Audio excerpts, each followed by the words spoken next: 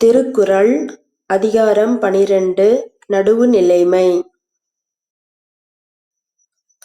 தகுதியென ஒன்று நன்றே பகுதியால் பார்ப்பட்டு ஒழுகப் பெறின்.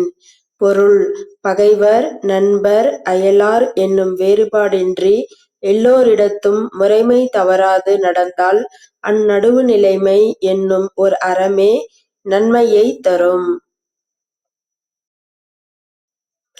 செப்பம் உடையவன் ஆக்கஞ் சிதைவின்றி எச்சத்திற் கேமப்பு உடைத்து. பொருள்: நடுவுநிலைமை உடையவனுடைய செல்வம் மற்றவர் செல்வம் போல் அழிந்து போகாமல் அவனது சந்ததிக்கும் உதவக்கூடியதாகும். நன்றே தரினும் நடுவிகந்தாம் ஆக்கத்தை அன்றே ஒழிய விடல். பொருள்: தீமையைத் தராது நன்மையே தருவதானாலும் நடுவுநிலைமை தவறுவதால் உண்டாகின்ற செல்வத்தை அப்பொழுதே கைவிட வேண்டும். தக்கார் தகவிலர் என்பது அவரவர் எச்சத்தாற் காணப்படும். பொருள்: ஒருவர் நடுவுநிலை உள்ளவர் அல்லது இல்லாதவர் என்பதை அவருக்குப் பின் நிற்கும் புகழாலும் பழியாலும் அறியலாம்.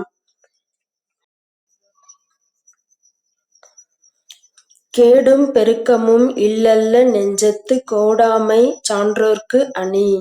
பொருள்: தாழ்வும் உயர்வும் ஒருவர் வாழ்வில் இல்லாதவை அல்ல, அவரவர் வினைகளால் வரும் என்பதை அறிந்து நடுநிலை தவறாதிருத்தல் அறிவால் நிறைந்தவர்க்கு அழகாகும்.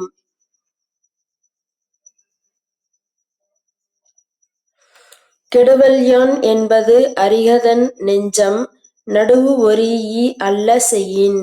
பொருள்: ஒருவன் மனம் நடுவுநிலையில் இருந்து நீங்கி முறை அல்லாதவற்றைச் செய்ய நினைத்தால் அவன் கெட்டு விடுவான் என்பதை உணர்க.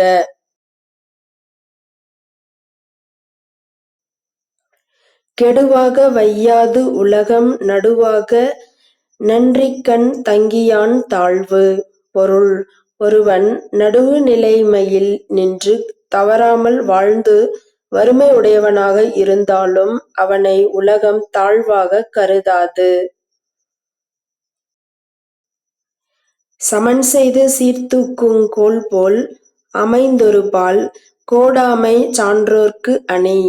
பொருள்: துலாக்கோலை நிறுத்தும்போது சமமாக நிற்கும், பொருள் வைக்கப்படும்போதும் சமமாக நிற்கும். அதுபோல் ஒரு பக்கம் சாயாமல் நடுவுநிலைமையுடன் இருப்பது பண்புடையவர்க்கு அழகு.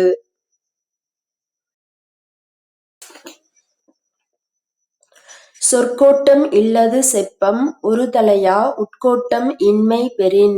பொருள்: ஒருவனது உள்ளத்தில் குற்றம் இல்லையெனில் சொல்லிலும் குற்றம் இருக்காது. அதுவே நடுவுநிலைமை ஆகும். வாணிகம் செய்வார்க்கு வாணிகம் பேணிப் பிறவும் தமபோற் செயின். பொருள்: பிறர் பொருளையும் தம் பொருள்போல் பாதுகாத்து வாணிகம் செய்பவர்க்கு வாணிகம் வளரும்.